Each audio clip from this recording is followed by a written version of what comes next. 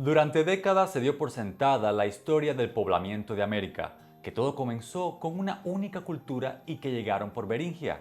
Las conclusiones parecían firmes. Sin embargo, esa seguridad empezó a cuestionarse cuando aparecieron huellas, campamentos y restos humanos en lugares y fechas que no encajaban con el relato conocido hasta ese momento. Si América ya estaba habitada antes de lo que se pensaba, ¿cuándo comenzó en realidad esa historia? ¿Cómo ocurrió el viaje y qué clase de seres humanos fueron los primeros en protagonizarlo? Mi nombre es Andrei Viarens y en este video nos adentraremos en uno de los mayores misterios de la prehistoria.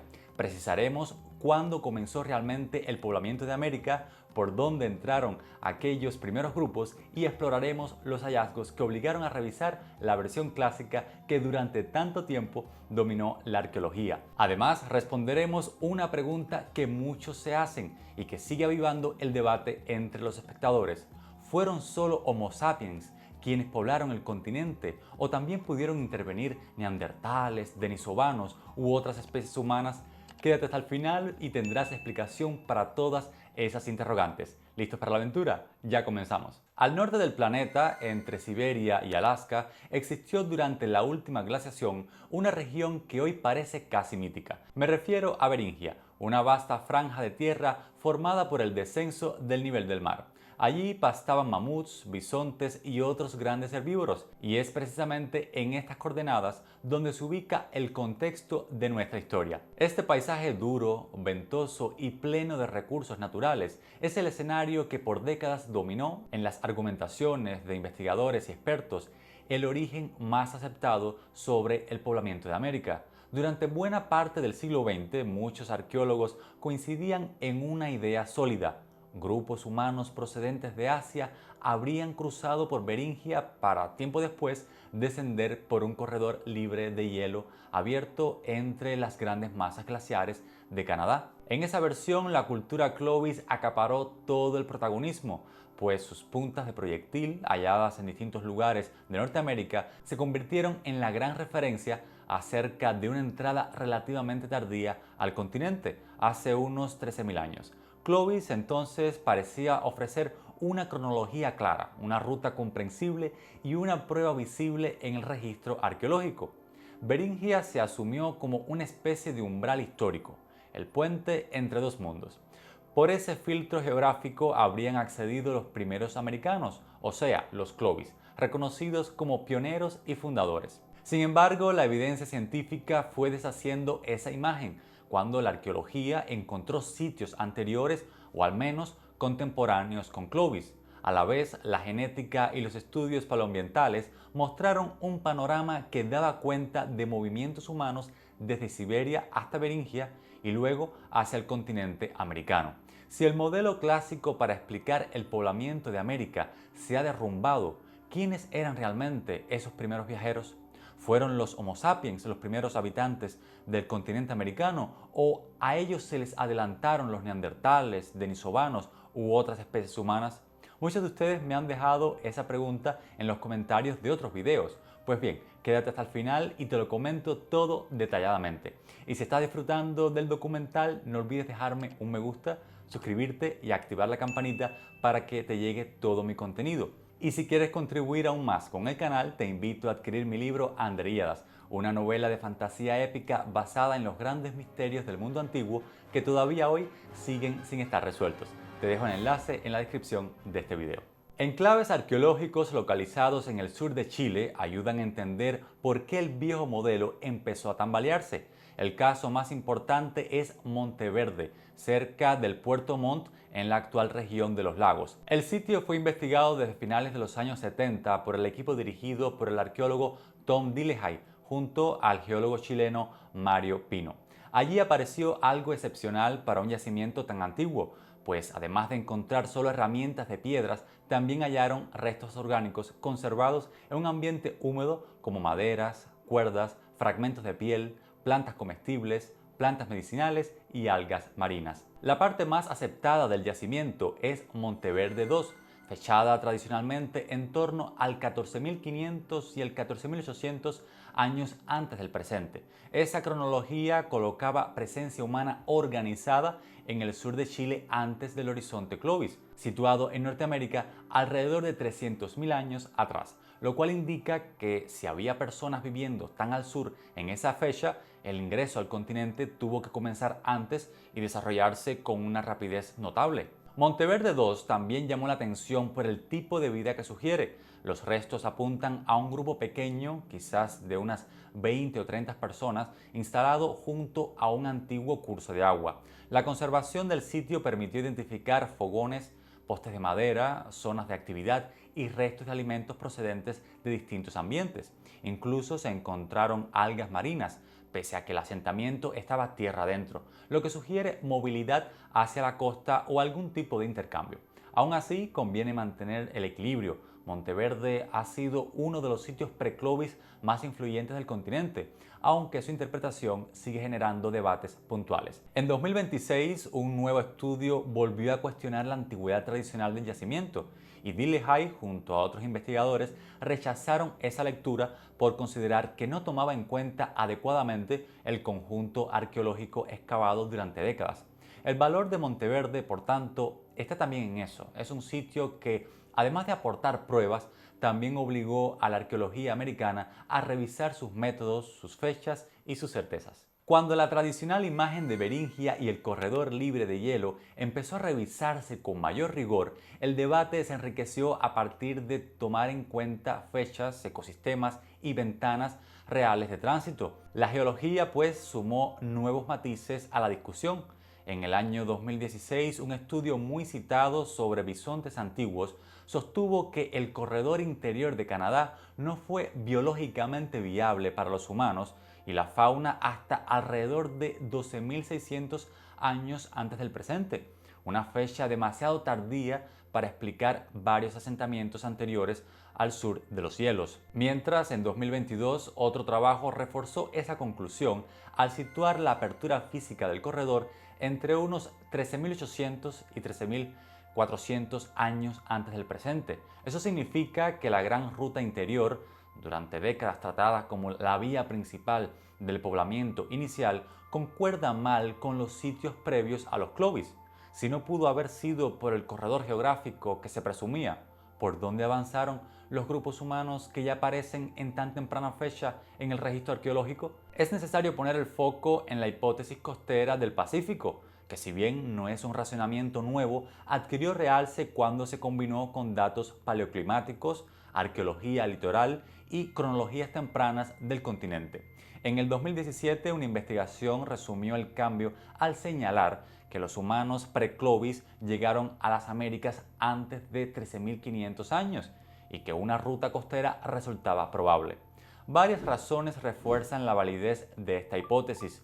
Por ejemplo, el hecho de que grupos humanos se movieran por el litoral del Pacífico implica que disponían de un corredor ecológico distinto que les proporcionaba peces, mariscos, mamíferos marinos y tramos libres de hielo. Además, esa ruta posibilita entender por qué algunos yacimientos muy antiguos aparecen tan al sur del continente en fechas que ponen en crisis el modelo de Beringia. Cabe precisar que esa costa cambió drásticamente debido a la elevación del nivel del mar al final de la glaciación, por lo cual parte de los asentamientos más antiguos que podrían corroborar con mayor exactitud o refutar la existencia de esa ruta, pues hoy están sumergidos. Existen otros descubrimientos que añaden aspectos y matices al debate. En tal sentido, no podemos pasar por alto un nombre: Cooper's Ferry, en Idaho, Estados Unidos. En el 2019, el arqueólogo Loren Davis y su equipo publicaron en la revista Science evidencias de ocupación humana en este sitio con fechas en torno a 15.000 años y 16.000 años antes del presente. Aunque se trata de un lugar bastante tierra adentro, el estudio identificó semejanzas tecnológicas entre algunos artefactos hallados allí y conjuntos del Paleolítico final del noreste asiático. Monteverde, sitio al que ya hemos hecho referencia, incorpora otro motivo que no puede obviarse si se pretende analizar integralmente y con profundidad el poblamiento de América. Si un asentamiento en el sur de Chile tiene una antigüedad en torno a 14.000 años, bueno, pues el viaje hacia Sudamérica, por ende, tuvo que comenzar antes y seguir una ruta eficaz. Avalan ese hecho los descubrimientos entre investigaciones recientes que continúan encontrando tecnologías como cordelerías y materiales poco comunes en contextos tan antiguos. El panorama se presenta así: un corredor terrestre que parece abrirse demasiado tarde y, por otro lado, varios sitios arqueológicos cuyos hallazgos desafían a la cronología preestablecida. ¿Qué te resulta más convincente? ¿Una primera expansión por la costa con campamentos hoy sumergidos o una historia más compleja que mezcla varias rutas en momentos distintos? Te leo en los comentarios. La mayoría de los investigadores ya no habla del poblamiento de América como un episodio simple y lineal. Varios investigadores que defienden la evidencia disponible admiten varios modelos. Se plantean el asunto del poblamiento de América entendiéndolo como un proceso con pausas, adaptaciones, rutas parciales e incluso varios pulsos de movilidad. A los hallazgos concretos que hicieron tambalear esos viejos consensos y obligaron a replantear el punto temporal que inaugura la historia humana en América, dedicaré los próximos minutos. Si eres amante de la prehistoria y ya te has visto todos los materiales de este canal, te invito a suscribirte a mi Patreon. Allí te esperan muchísimos documentales más, todos exclusivos para esta plataforma. Llegarás a un espacio privilegiado donde, además del contenido extra, tendrás la ventaja de disfrutar anticipadamente de todos mis videos de YouTube. Tienes el enlace para acceder en la descripción de este video. Pruebas de variada naturaleza hablan acerca de los primeros americanos: huesos con marcas de cortes, heces humanas fosilizadas, huellas sobre antiguos yacimientos lacustres y conjuntos líticos plantean ahora un cuestionamiento más abarcador que establecer quiénes habían llegado antes. ¿Sería que el análisis cronológico estaba siendo limitado desde el principio? En el cambio de perspectiva, uno de los hallazgos insoslayables es el de Bluefish Caves en el Yukón canadiense. Tras décadas formando parte de las investigaciones, este enclave regresó a los focos principales del debate cuando nuevas revisiones defendieron que algunos huesos localizados ahí presentaban marcas de carnicería hechas por humanos y podían situarse en torno a 24.000 años antes del presente. El arqueólogo Jake Singh Mars había trabajado en esas cuevas desde los años 70 y mucho después la arqueóloga Ariane Burke y su equipo reabrieron el caso con nuevas lecturas tafonómicas, o sea, analizaron las marcas en los huesos para saber si fueron hechas por humanos. Si esa interpretación es correcta, significa un notable adelanto de la presencia humana en el extremo noreste americano, al tiempo que sugiere que existían ocupación en Beringia durante el último máximo glacial. No obstante, a sitios como este se suele observar con precaución. Dada la considerable antigüedad, cada marca y cada capa de suelo donde apareció el hallazgo se examinan con lupa. Otro yacimiento fundamental resulta Paisley Caves en Oregón. Lo que lo hace tan importante queda reseñado por un estudio aparecido en el 2020, el cual sostuvo la ocupación precedente a los Clovis a partir de la identificación de heces humanas fosilizadas, con antigüedades en torno a 14.000 años. Más que objetos, ahora había material biológico humano, directamente asociado al contexto arqueológico. Un tercer ejemplo relevante para el asunto que estamos delucidando es el del mastodonte de Manis, hallado en Washington en 1977. Resulta que al analizar en el año 2011, con nuevas técnicas, una pieza incrustada en la costilla del animal, se reveló que se trataba de un proyectil de hueso fabricado por humanos. La cronología del conjunto se estableció aproximadamente en 13.800 años antes del presente. Y si bien es cierto que la fecha de la que da cuenta el estudio de esta pieza no muestra un exagerado avance cronológico, es preciso subrayar que muestra actividad humana antes del marco clásico de Clovis, en el noreste de Norteamérica. Luego está White Sands, en Nuevo México, catalogado como uno de los casos más polémicos en los últimos años. En 2021, un estudio presentó huellas humanas sobre antiguos sedimentos de un lago. A esas marcas se le calculó una edad estimada entre 21.000 y 23.000 años. Entonces, lo que para algunos expertos implicaba reescribir el poblamiento de América dentro del último máximo glacial, a juicio de otros, esta cronología debía someterse a una verificación independiente. Esa comprobación se concretó en el 2023, cuando otro estudio aportó nuevas líneas de datación y defendió nuevamente la gran antigüedad del yacimiento. A propósito, si deseas saber más sobre White Sands, te dejo un pequeño artículo en mi canal de WhatsApp. De seguro te va a interesar. Nos trasladamos ahora hasta Chiquihuite, en Zacatecas, México. En 2020, un grupo de arqueólogos y genetistas publicaron evidencias de ocupación humana en esa cueva con una ventana que podía remontarse a 33.000 y 31.000 años, además de una fase posterior entre 14.000 y 12.000 años. Si esa cronología acabara consolidándose sin reservas, el debate cambiaría radicalmente. Justamente por eso el sitio ha sido recibido con extrema cautela. Aún llama mucho la atención el alto nivel de certeza con que se puede interpretar los artefactos, la formación de depósito y la continuidad de la ocupación. Cada uno de los yacimientos sobre los que te he comentado erosionan de distinto modo los modelos tradicionales para abordar el poblamiento de América. Lo que todos tienen en común es que sustituye la visión de una narrativa única por una perspectiva que muestra capas superpuestas, cada una con su propio grado de validez. Pues bien, tras poner fecha a la presencia humana en suelo americano, cabe entonces identificar en términos biológicos quiénes eran exactamente. Quédate porque te lo contaré en el siguiente bloque. Cuando los estudios del ADN empezaron a corregir lo que durante años se había interpretado solo a partir de cráneos, huesos y formas del rostro, ocurren cambios que enriquecen las investigaciones. Durante mucho tiempo, varios investigadores consideraban que algunos esqueletos antiguos de América, por su morfología, no encajaban bien con los pueblos indígenas que viven en la actualidad. Eso llevó a proponer que algunos de esos individuos no estaban directamente emparentados con los pueblos indígenas actuales, sino que podían pertenecer a poblaciones distintas que llegaron en momentos diferentes.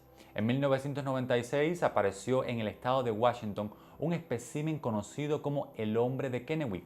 Inicialmente se polemizó en cuanto a si sus rasgos craneales lo alejaban de los pueblos nativos actuales. Ya para 2015, un estudio liderado por los genetistas Ragavan y Willersey publicó su genoma. El ADN verificó que una apariencia craneal distinta no bastaba para separar biológicamente a esos individuos antiguos hallados en América de la historia indígena del continente. Poco después, en 2018, una investigación en el sitio Upward Sun River, en Alaska, analizó el genoma de una niña de unos 11.500 años y reveló la existencia de una población hasta entonces desconocida, a la que nombraron antiguos beringianos. De manera que la evolución biológica del continente ahora debía entenderse más como ramificaciones tempranas, poblaciones emparentadas entre sí y una diversidad compleja, y menos como una línea uniforme o una masa poblacional única y compacta. Desde Sudamérica se suma otra arista a este asunto. En 2015 el genetista Pontus Skonglut y sus colegas propusieron que ciertos pueblos amazónicos actuales compartían una señal genética inesperada con poblaciones de Australia y Papúa Nueva Guinea. Se abre así la cuestión de la llamada población Y, un nombre usado por algunos genetistas para referirse a una señal genética antigua detectada en ciertos pueblos amazónicos. Estudios posteriores volvieron sobre esa pista al analizar restos antiguos de Brasil, especialmente de la región de Lagoa Santa. Allí, algunos individuos del Holoceno temprano parecían conservar una señal genética similar a la de ciertos pueblos amazónicos actuales. Esa señal apunta a una pequeña afinidad con poblaciones de papúes y aborígenes australianos. El dato en sí mismo es fascinante, pero exige prudencia.